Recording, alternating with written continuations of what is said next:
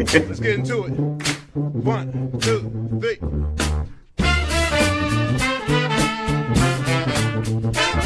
Let's get some more. Have it in. Some more. Just give some more.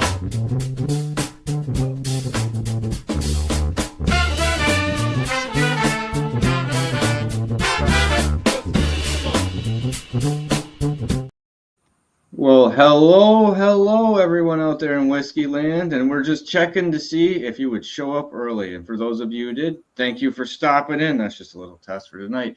Tonight, welcome to My Whiskey Den, your favorite public access whiskey review show where craft whiskey is king. And this evening, we're going to be taking a look at the Mary Dowling Wheated Bourbon, finished in toasted barrels. This is not the cast strength version. This is the one that is 45.5%, just for clarification before we get into it. Now, before we go one step further, Mike, would you like to tell people about the Bar Cart Co-op that we're a great part of? Yeah. So we are proud members of the Bar Cart Co-op, which is a collection of friends who create content for the whiskey and other distilled spirits public. The Bar Cart Co-op YouTube and Facebook pages have information about upcoming and past special shows, which happen about every quarter, from blind tastings to distiller panels to discussions of special collaborations and the usage of unique grains. Bar Cart Co-op has educational and fun episodes for your enjoyment. The oldest show in the group is Distillers Talk, hosted by Christy Atkinson and Alan Bishop. It is a conversation with people from distilleries and distillery adjacent that gets into deep and sometimes off the rails and back again discussions with their interviews. New episodes arrive at the end of the work week.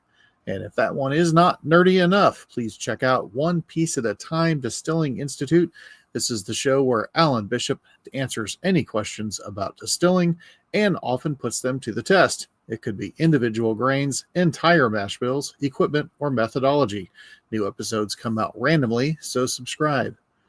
And then there is the Bourbon Turntable, home of the silkiest voice on the internet, where they mix the love of music with the love of whiskey.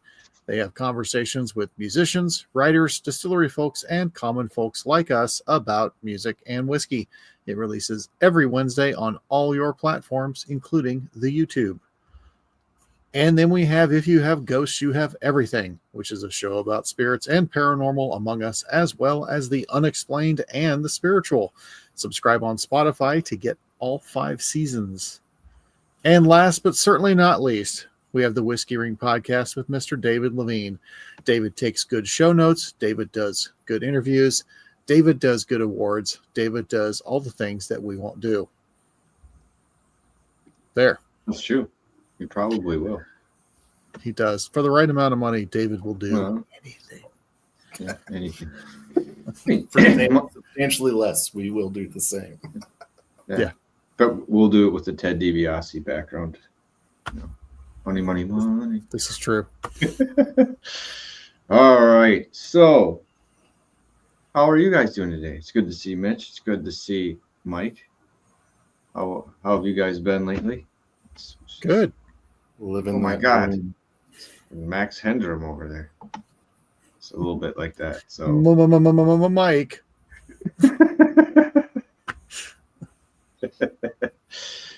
All right. So today we are discussing Mary Dowling's Wheated Bourbon, finished in toasted barrels.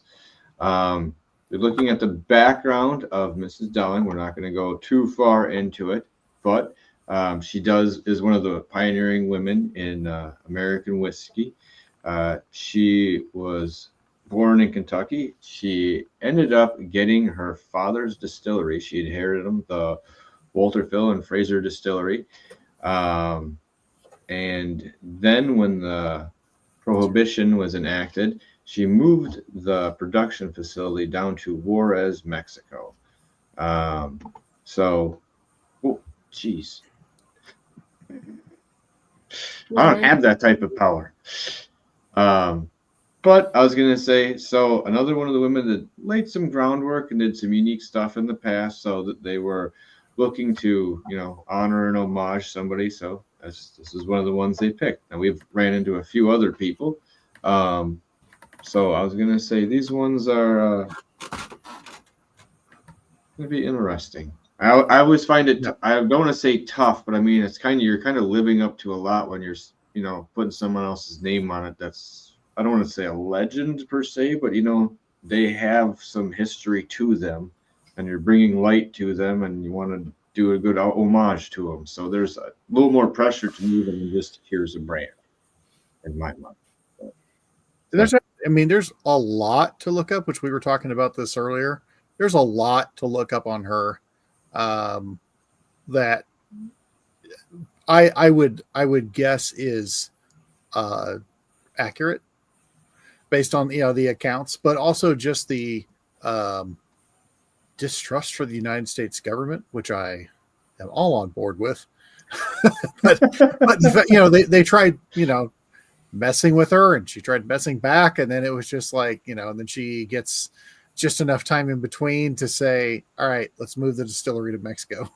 and then goes down there for a while to distill. And anyway, it's pretty interesting story that I would assume at some point there's a book, but I would assume at some point somebody's gonna make some sort of film about it. Very well could. She's very forceful, influential then. Strong-willed. How about that? Strong-willed. Yes. All right. So on this, they have a couple of the Reese's. They have a tequila barrel finished one, and they have a cask strength version of the toasted. This is not that one. So I was going to say it's a little bit different. This is 45.5% ABV. Mitch, Mike, what are you guys getting on the nose on this one? A lot of cherry cough syrup. Yeah, so I was going to say I'm like cherry, but a little more towards like the Luden's cough drop with a little bit of with a hint of Luxardo cherry in the middle. Like there's a little bit of richer cherry note, but it is this sugary outside to it. There's a little bit of wood in there, kind of obviously toasted wood, but it smells a lot like a wheated bourbon. Yeah, it smells a little more straightforward with that. And for toasted, I'm not getting so much like marshmallow toasted as I'm getting like graham cracker toasted. Like it smells like the graham cracker was on there when you're trying to make a s'mores or something. I can see that. The wood is not very forward for it being a toasted or a finished bourbon. No. Vanilla. Maybe like a little vanilla custard. Sorry. We don't have the bottle, Jesse, but we could. I'm sure we could find one. Slap it up there. Excuse me. Sorry about that. I kind of inhaled too deep there for a second. You can't breathe ethanol? Come on now. Yeah. Well, I was gonna say it's a very nice bottle. The way I looked at it, I was getting it is if nothing else, it's an excellent like decanter afterwards. It has like a very Art Deco feel to the bottle. So I mean it looks sharp looking bottle. I'm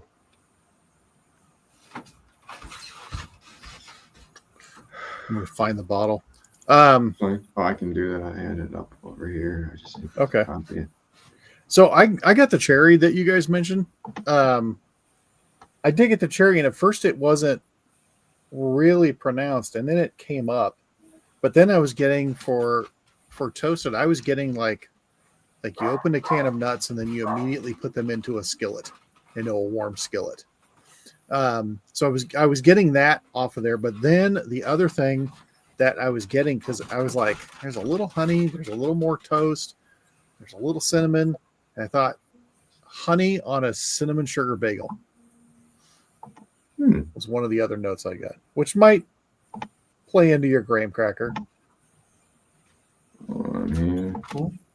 But the cherry comes more like the more I nose it, the more cherry comes out.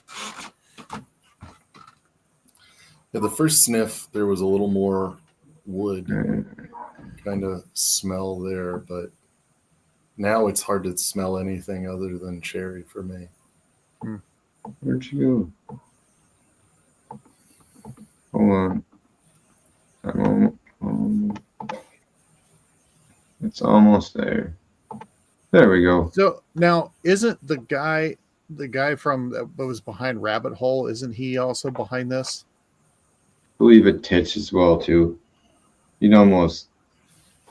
Now, ooh, that'll be interesting because I'm gonna go take a sniff of that off of this afterwards because I only have one or two other rabbit holes, but it'll be interesting to see if you catch some of that same style. There it is. BD acids are out of control. So that's what it looks like. The little ridges kind of come out more to a point. So it's just kind of a simple, classy looking bottle. This one's more of like a purple one. The red is the cask strength. The blue one is a tequila finish. The some in here smells like a little sugary sweet. It's the cough drop thing. I want to give it a. I'm getting a little more molasses cookie. Or just molasses on the very bottom of the glass. Excuse me, yeah. Brown sugar. For me, it's super high sweet notes that I get on my nose. There's not a lot of kind of darker, deeper, richer notes. One of the I'm getting dark almost feels like it's wrapped in like a candy or a sugary coating to it. You know, like when you're smelling it. All right. Very good then. I'm going in.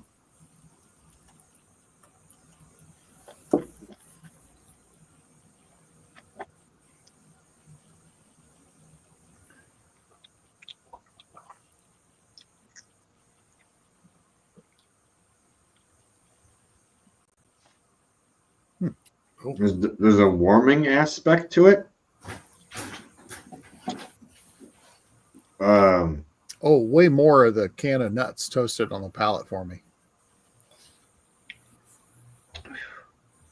But I hated. Maybe that was just because of my first drink in a little bit here. Let me get back at it. It just, to me, there was. I don't want to say edged on hot, but like it. You felt a little bit more of the heat for me in it, and then I started to re-roll flavors afterwards.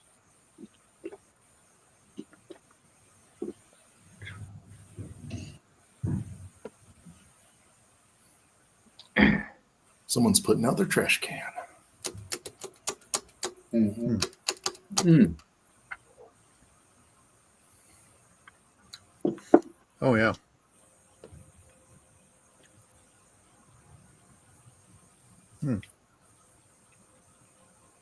You're right. There's like a nut, but it doesn't almost. I want to say it gets to like a peanut butter or like a creamy note, but it's not, and I can't. I'm having a hard time figuring out what the nut is, and it's pissing me off. So I'm gonna have to have another drink.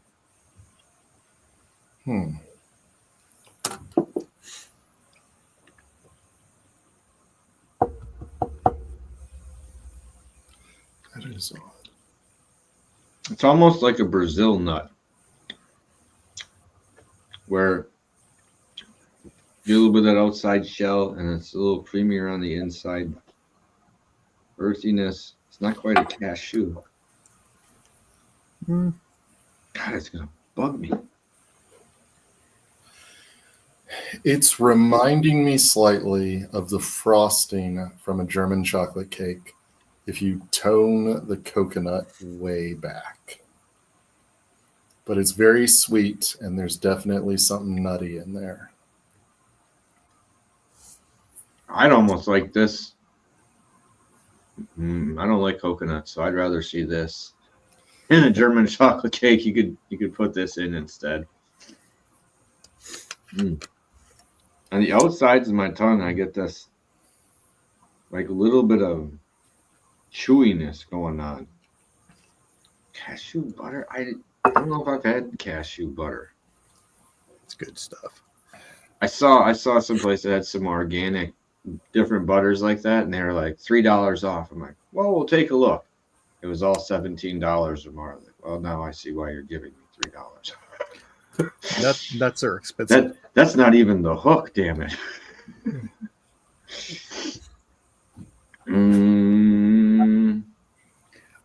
I would get more of a toasted almond, but it's not quite almond. It's almost like nuts, not just a nut that is toasted for me. Would agree. It's not as waxy as walnut. I don't think it's as sweet as cashew. I don't think it's as bitter or as almonds. Look at Paul over here in the chat doing his Bubba impersonation, naming shrimps. But cashew butter, toasted walnut. But I'm saying it's when you said a multiple, it reminds me of like almost a Christmas blend of nuts. Where you get, that's more I'm getting out of it. Now I can get back to some of the other flavors, but it was a weird toasting flavor, really, when you're getting that arranged, and none of them were very creamy notes. It was like nut notes. Also, the Ludens, depending on like where you rest it and for how long, can come through really powerful. Front of your tongue. Why would you rest them? You're supposed to just chew them and swallow them. Let me tell you. What is this resting you speak of? When you're trying not to cough and you're going to sleep. It's like one of those Tootsie Pops.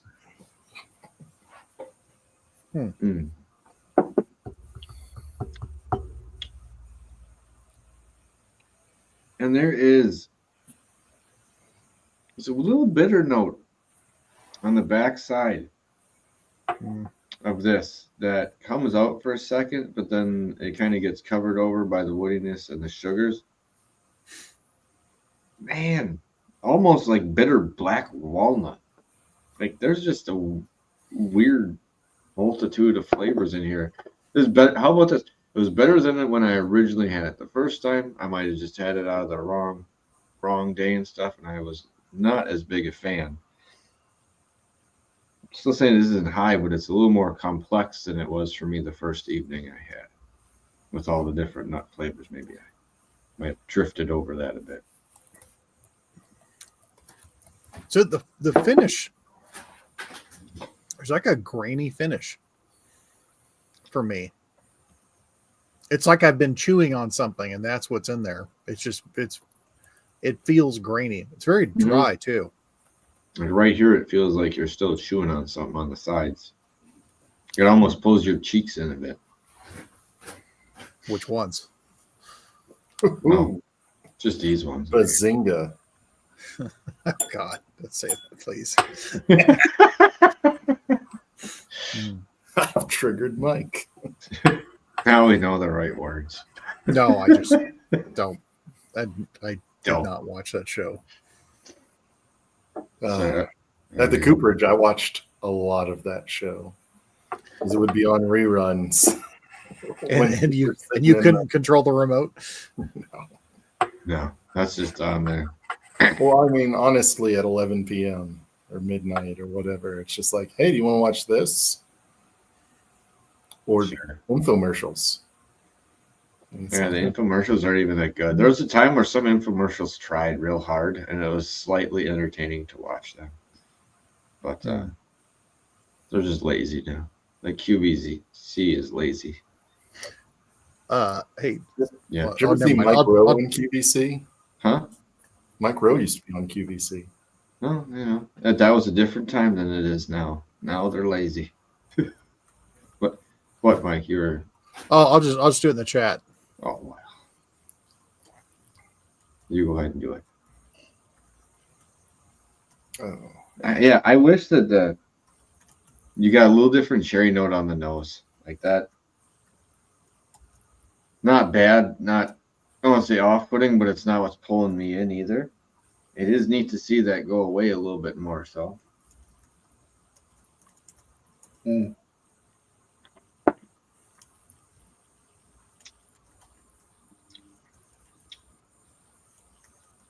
Okay, how about this? I'd like to see it at cast strength. Other people are really excited about the barrel strength version. I think this has room to get better quite a bit. Not that it's bad, but there's some edges to pull off. Maybe a little more resting at points to maybe pull down a couple high points. So I'm intrigued as to what people were seeing at cast strength, and then if you brought it down, obviously why you brought it down to this number compared to other ones. It's like a cereal aftertaste.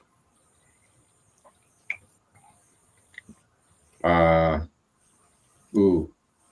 Almost like a combo of Golden Grahams and Cheerios.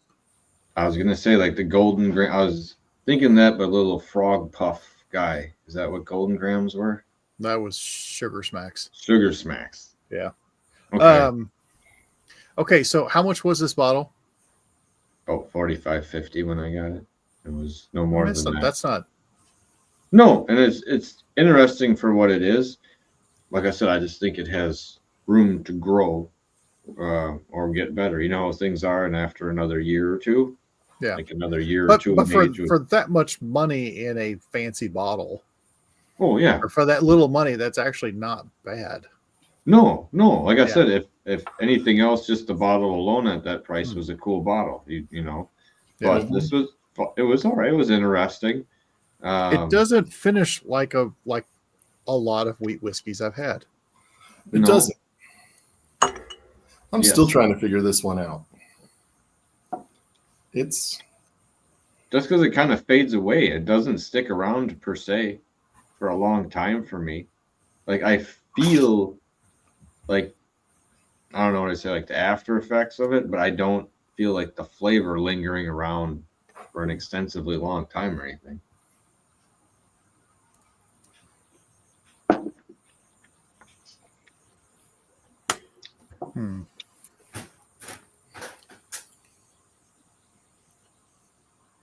And there's almost like when I'm saying when I get like a little heat bump or a rise bump, it's almost like a pump of sassafras for a second.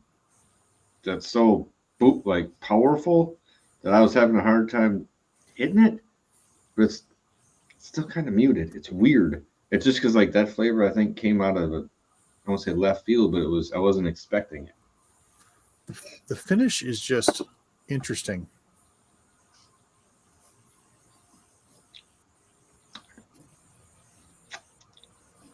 Finish is more like a wine kind of. It's dry. And tingly.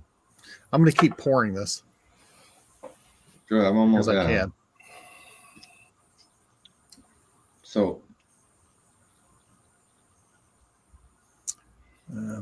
yeah, now I think I'm building up a slight tingle.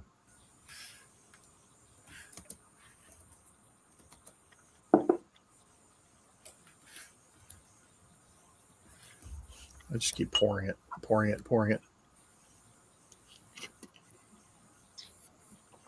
Ooh. But it is the finish of I agree. I feel like I have a couple things that's like, okay, I'm consistently getting something on the finish, Mitch, but then I'm just not. Like it almost feels like it evaporates away, like the flavor evaporates away. I'm left with like this drying,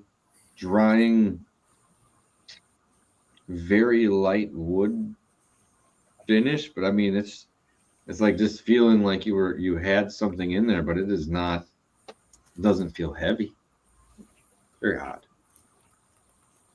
for the finish. That's definitely what's throwing me off. Oh, and most of you probably already have because you are fans of the show, but if you haven't yet, our good friend Alan Bishop, who's been on the show several times, got hit with a flash flood last week, and there is a GoFundMe page where if you would like to make a donation, you can go to that and help him out, and any small amount would help. It was pretty impressive the amount of water they got in that short period of time. Yeah, less than 20 minutes. Yeah, I mean, you measured the bottom of a car to the hood of a car, so or And the roof into of the a car. car. Yeah, roof of the car. So it was pretty extensive. So if you have time or want to pass this on, be a good thing to do and a good deed for the day, because he's always doing it for other people. So we appreciate that, Bob.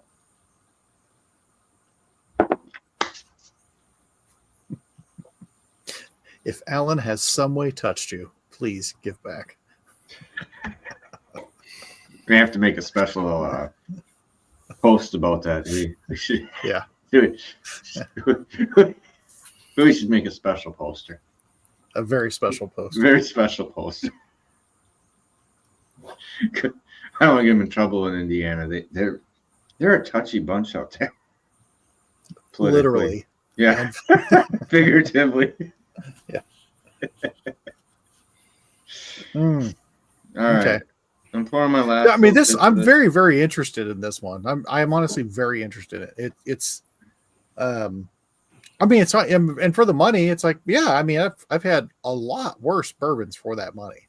Oh, and yeah. for more. That's not what I was. That's but not I what can't. I was getting at, but it's no, I don't mean that. I just mean it seems like it's a good value, and it's enjoyable. But I'm trying to figure that out. I'm trying to figure out what the finish is doing, because it's not a bourbon finish. It, like, to me, it separates, and that's what I'm trying to figure out. It's like starts off a little peppery, and then from that it's like peppery, and then I get, a little bit of the nut, and then it just kind of switches into that grainy cereal, like I still have cereal in my mouth. Yeah, like you exactly like you ate it. It's there, but it's also dispersed. It's interesting. After you've eaten like the sugar smacks or pops or something. Mm-hmm. Like that's more of the leftover flavor than any type of whiskey flavor in it. But then I breathe barrel. So yes, it has some things going on in it. So yeah, interesting. Maybe we'll take a deeper look at one of the other ones that they have just to see how that plays out. So, and I'm going to say I'm happier with this one. I had it before. I was a little leery the first time, and like I said, it's the second time it's maybe had more time to look at the depth or smaller complexities of a couple of the spots to it. But that's always a good reason to try it on a couple different nights if you're having something. Don't just have it once and call it a day on something. Your days are affected so much by you and your moods that it's good to go back. Same thing with movies. If I know probably a bunch of people have had a movie that they saw and thought was completely stupid, and then you've gone back after it, everyone said something, and you're like, you know what, this is pretty good. And then as it goes on, you're like, this is damn great. I did that with Idiocracy. Thought it was awful at first. It's stupid as hell. And I was like, dare you? Well, and then like I was just in a bad mood. And I was not in the right mindset. And then the second time I saw it, I was like, this is awesome. That's one of our finest documentaries, Patrick. Well, I know, man. It took so long to. The best part is it is kind of a documentary. It was the birth of the crock. It is a documentary. Yeah, it is. But it's the birth of the crock. Seriously, it's Your Mountain Dew Command Show to save us all. Yeah. Come on, you guys had to think when Hogan was out there first. Hogan was out there for your second, like, holy shit, it's happening. I'm not sure. So, okay, question for you, for both of you on this whiskey. Sure. The way it finishes hotter than the proof to me, like a good 10 plus points higher is how the proof goes, because it just feels like it's a lot of alcohol on there, but there's not. And then when it finally goes, it just goes. I'm gonna kill this whole sample trying to figure out the finish on it, because it's different. It feels like it pulls away part of the finish. Yeah. And rarely do you feel someone pulling back rather than layering on, especially in a finish. But I want to go back kind of to Mike's nose of like the bagel or the cinnamon bagel with cream cheese. No, I don't think the cinnamon finish bagel is with cinnamon. with honey. Sorry. I don't think the finish is cinnamony enough, but I get that just wheat bagel taste Yeah. towards the end. Well, that's why I was saying cereal, because it's like wheat grain. It's on Mhm. the finish. It is just. Yeah, but and I'm it's not not- saying I don't like this. I'm not saying that at all. I'm just trying to figure it out, and it's a little frustrating. Almost makes you feel like you're chewing bread for a second. And chewing is, I think, another thing that keeps something about the taste says it's chewy to me. Like this is not like toasted bread or like grape nuts or something that's, like crunchy. The flavor reminds me of like really chewing on like a bagel that is not toasted or anything like that. Like it's just taking some work. And it's bringing my mouth to doing that almost when I'm doing it. Like there's a point where I'm bringing it out almost like I am going to chew just because of the flavor. Almost like a not toasted but grainy, dry bagel. Yeah. Everything. It's weird. It's got I can't even talk now. The finish on it, it's not layered, it's textured. There's a texture to this. I would agree. It's just, and that's what's bugging me, because I'm trying to figure out, because with the texture, like I said, it's dispersed, and it hints of, a combination of a couple of cereals where, you've just got a little bit of, bits around there, or even if you had, some wheat crackers, but it's just, it's a textured finish. Yeah, it does. I'll give you that, because it feels like that when I'm rubbing my tongue on the inside of my mouth. I'm gonna have more. No. All right, fine. I'll finish it. I'm out. I'm saving a fair amount of this, because I'm gonna hit this again. After I've had time to think, which is never good. That's the best time. All right, going back. So yes, Chef Paul and Emily, two people who know their foods.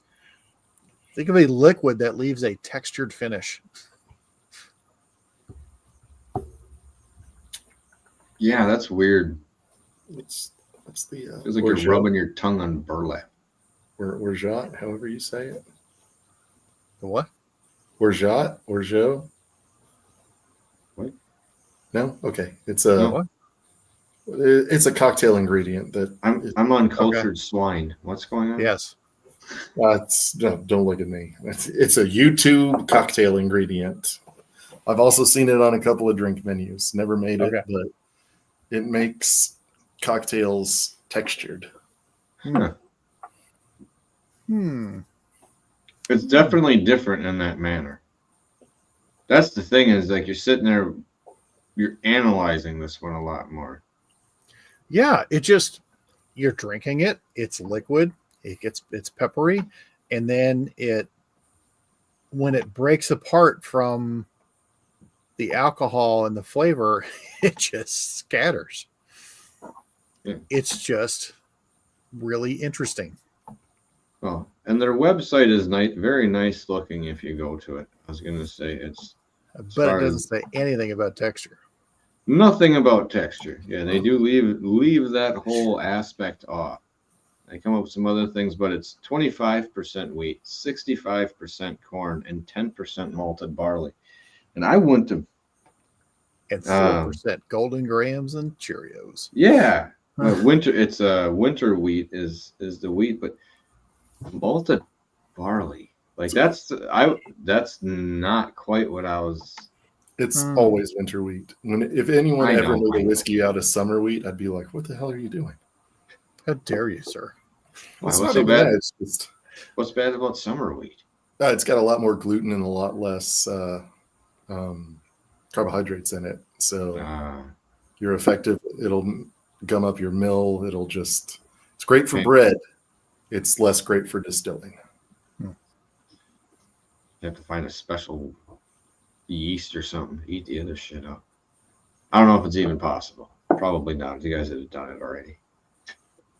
I didn't think you could convert lactose into, distillable sugars, but Tinhead proved me wrong. So Sure. you never know. Somebody somewhere probably has already played around with a summer wheat or other summer grain, using a yeast capture during the summer, distilling it during the summer. That's fair. It might be. Hopefully it'd pay off. Could be. Never know. Could be those mad scientists at Tamworth that make the graveyard whiskey and also the whiskey with beaver spoons. So speaking Mitch of, just looked upset for a second there. Did y'all by chance watch the Whiskey Tribe episode from a couple weeks ago where they got the color cask whiskey? No, I did not. Sorry. So they found a whiskey that aged in a 200-year-old sherry cask. Oh, well, that's freaking cool. Some of those butts are huge. I picked one up, so I'll have to send samples out. Oh, I thought it was distillery only. No, it ships across the United States. Not for Mitch. Okay then. Nebraska also has one of the most friendly alcohol shipping laws. It's Nebraska. Around, possibly because the state is mildly alcoholic and not full of distilleries like Kentucky was. But whatever. Yeah, sometimes you need that little putting it mildly. See that little pick me up. All right, ladies and gentlemen, I am out of my sample, so I don't have another one.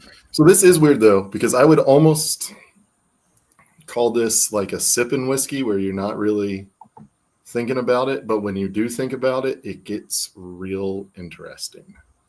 Yes.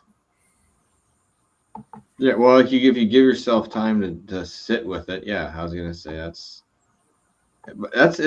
weird because the flavor disappears on the end. I want to know if that happens at cask strength or not. Or does it lay in a different flavor, a deeper, richer flavor? So at least it has me interested in the rest of the brand, so that's a good thing. Always a good thing in that manner. But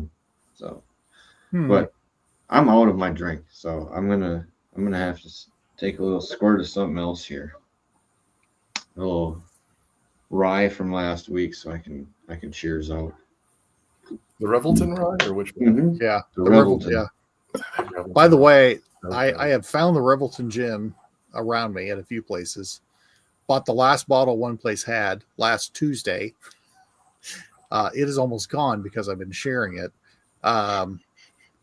We also did try in the sharing of it, doing a very tart lemonade and doing other things like we're talking about. Well, I ended up doing not a cherry limeade because we did talk about cherry limeade. Mm-hmm. I took a Body Armor 0 sugar cherry lime electrolyte drink and mixed that with it because it's not very heavy on the actually extremely light on the cherry and the lime. But I thought, well, just do that, just a little bit of those, add a little bit of flavor. Man, was it good. So it's one of the ones where the electrolytes start helping you out on the way through. Yeah, I do want to run up to the old Sonic though and get a real cherry limeade and then add that with it. But the Revelton gin has been interesting. Still not sure how it's gin when it's below 40% because I did look it up and that is a requirement. But if the TTB says so, yeah. Who are we to argue with the government? That's true. It's too much. They've never done anything wrong without a flamethrower. Oh, hey, Benji, what's up with you? New channel. Who dis? Mr. Whiskey Thief at the door.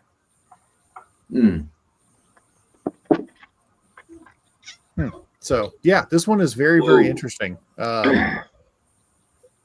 The rye was way different than what we were having. And, yeah. Woo! Yeah, that's fair. Yeah, I don't know. The Dowling, it's interesting. Has me wanting to try the other stuff. Feel like it when you, like you said, when you first have it, almost feels like it needs a little bit more. But then if you give it some time to analyze what's going on, there's some stuff there, and the evaporation of flavor on the end is weird. That's just very interesting. And you get left with that honey smacks or kind of flavor at the back end, and chewy too. The chewy thing. No one wants to do admin stuff, so good luck on that. That finishes just consistently does the same thing. Makes you think you're gonna start getting some notes, and then it goes away. No, it's just. I'm just teasing you. It's but yeah, I do want to. I'm saving. I got about an ounce and a half left, so I'm gonna hit this a couple other times to see if I can figure that out on my own, because it's very very interesting what it does, and I find that fun actually. Just because it's different. I mean, we're like, it's different. You have so much whiskey and you've tried so much stuff, and it's like, okay, well, what intrigues you? Well, get a little different. It's just different, and that mystery. It's like trying to figure that damn thing out. It's just. Well, you want to be the one that hits it. You know what I mean? Like, that's. I just want to know what it either like for me. It's like, what does it remind me of specifically, or what is it doing for me? So me can understand me thoughts, because I'm not going to make anyone else understand them. Oh, that's awesome. Anyway. All right. So that was fun though. Yeah. Thank you, Uncle Patrick. You're welcome. And actually, that's pretty good because we spent that time all on just one drink this evening. So good for it. Not too bad. Half of that would finish. Yeah. We do have a different one that I think we should try soon is Dancing Goat's own distillate that they had. I think we all had that, so we could do that one night.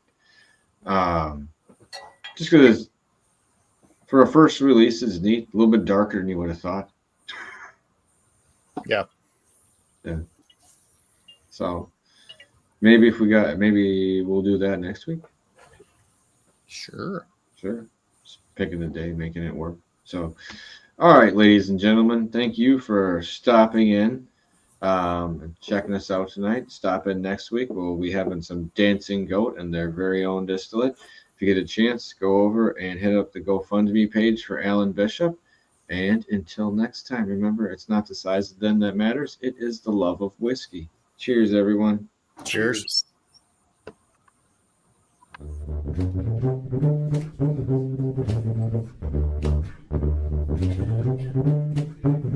Cheers.